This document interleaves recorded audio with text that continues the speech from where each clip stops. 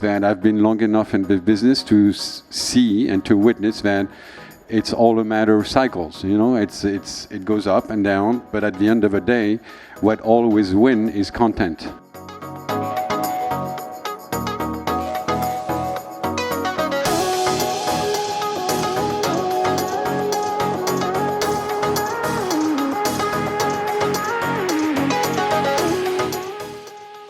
I think that a lot of people, when we talk about the new structures, it's also, we're finding that people used to come to Cannes and sell all their territories and do this, and then they're like, wait, we're not doing that anymore. It's different. Like there's a different, I mean, there's still this taking place, but now it seems that dynamic has really shifted.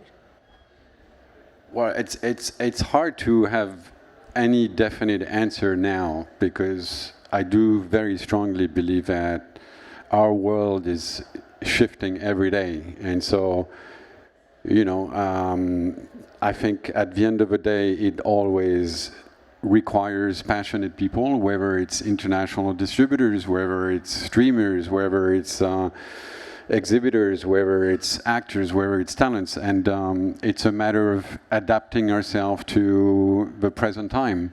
And yes, the present time has, our business model has drastically changed in the last 2-3 years, but it is also in a constant evolution. And I don't think anyone could say today what it will be 2 years from now. I think we all have an opinion on it, but who would have thought that Netflix was going to lay off 150 people, 2 days ago, and with for sure consequences on also the way they're going to be dealing with our projects. And it starts there, and maybe the other platforms will look at it in a different way also and adapt, and maybe it's not such a bad news for international distributors that we've been relying on for so many years on all of our films. Maybe people will come back to the theater, maybe, who knows. It's, the only thing I know is that I've been long enough in the business to see and to witness that it's all a matter of cycles. It goes up and down, but at the end of the day, what always wins is content. So yeah. Would anyone else like to jump in on that? Sure. I was going to say that, in these challenging, volatile times, I've been excited about finding ways to combine existing structures.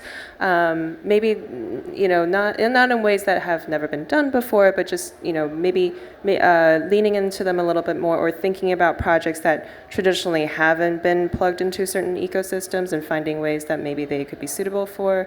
For example, a film that we have here in competition in a certain regard is called The Silent Twins, which was a UK-based story. It was based on a novel that came out of the UK, and the director is from Poland, and suddenly we found that, maybe Poland was actually a viable shooting location despite it not being where the story took place, because we were able to find the locations we needed, and Poland had such a robust, industry and infrastructure, and a lot of soft financing, right? If you had the elements that you were able to work with them, and so suddenly, it was a very international sort of structure, the way it was put together between U.S., UK, and Poland, and that's being done all the time. But I also think about, I'm from Taiwan originally, and I think about a lot of Taiwanese filmmakers, for example, or auteurs coming out of Asia, who haven't maybe built this as a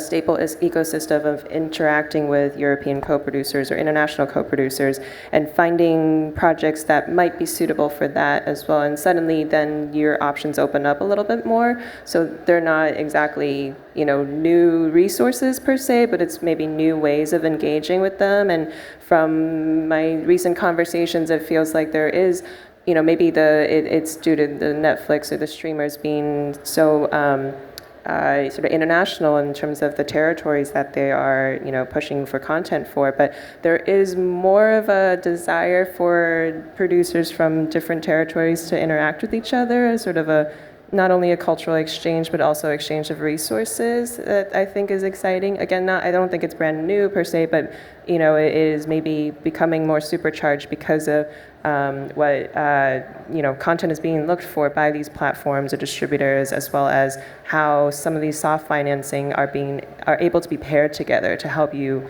reduce your equity risk. Yeah, I was going to sort of pile on to what Philippe and Anita were saying is, I think much of the world has been not able to come to a place like Cannes where we create really, incentivized partnerships, lifting the heavy boulders of these wonderful projects because we share a passion, but then having to structure things together in a universe where there are, questions about theatrical, though I think theatrical is sort of trending and becoming more important. It's also, at least in the US, perceived as, it's sort of a certain size now, so it's a little less threatening to streaming perhaps, but I think with the, explosion of multiple streaming services, the profile that comes from theatrical that the filmmakers have always longed for is becoming more important. And so we really came here to talk with other independent companies and producers that we can partner with and look for those types of hybrid models where you don't necessarily build it, without the international partners, but you might not have 10 international territories on board because then the streaming options are not available anymore.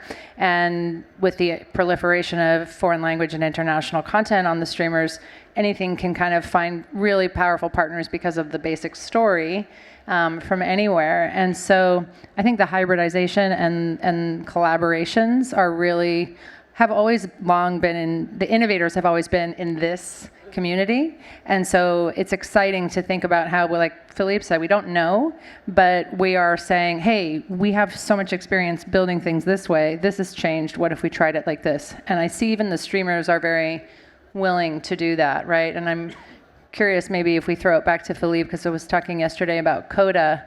Coda is a film that was built that way, and some of the territories jumped out of it when Apple became involved in streaming. And there had been a trend previous to that where the streamers would sort of pay back some of the territories to take global. But I think 5 or 6 of the territories held on to theatrical and have this multiple success where a streamer had success and individual territorial distributors who were there early and really have the success to share had success. And it's sort of something that probably will be talked about a lot and trying to find more versions of that going forward. So that's exciting and new, and rely on this community to figure it out.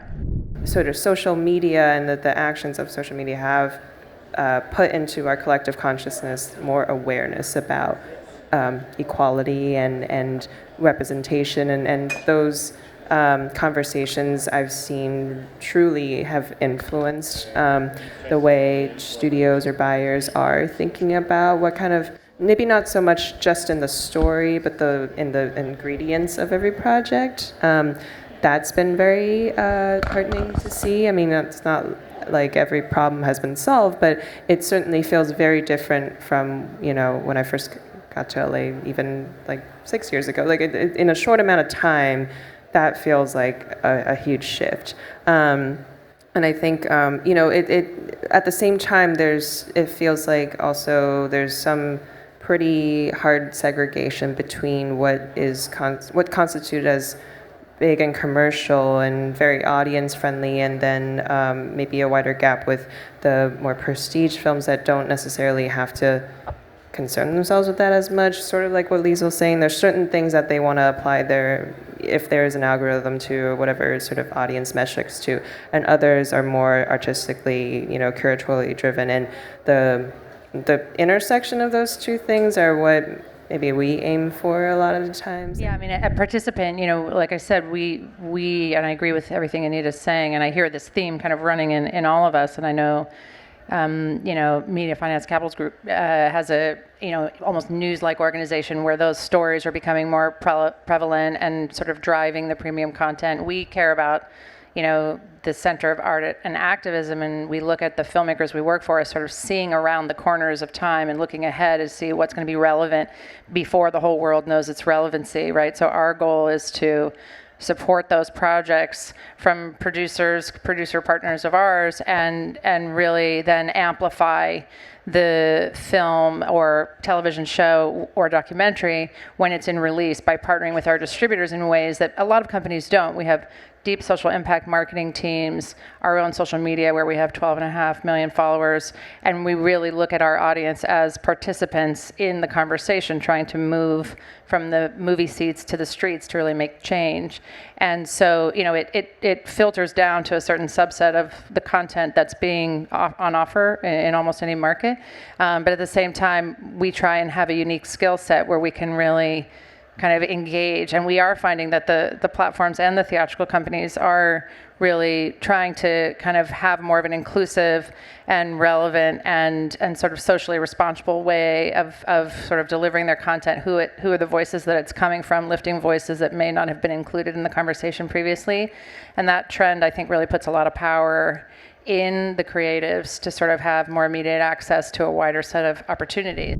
To your question about models falling back on the traditional form, I think that's what we're seeing all the time. We're seeing disruptive processes, but then it is a bit of a crusty industry sometimes, with people being very set in their ways. And I also probably am part of the problem here. I mean, there's a certain way of doing things, and if you do it differently, then it scares people.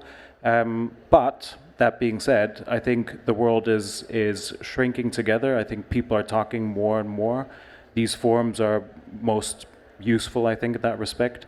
So I'm very optimistic to eke out a bit more efficiency out of other territories. Yeah, I mean, I think what's happening in the buy side in that world, which everyone's speaking about, right, is both challenging, but again, put the power back in the people that have been innovative all along, and you start to see opportunities to use that for good, right? So for your projects, we had a film that premiered in Venice last year that was made in Lebanon by a Lebanese female filmmaker called Costa Brava Lebanon, and we were able to sell it to Netflix through one of the offices in the Middle East. Then you learn that some offices inside Netflix are producing tons and tons of movies for international audiences, but other ones may not have as much production capacity coming to them, so they have to acquire more films. So understanding what territories have a higher acquisitions budget and sort of thinking about how to use those territories creates opportunity, right?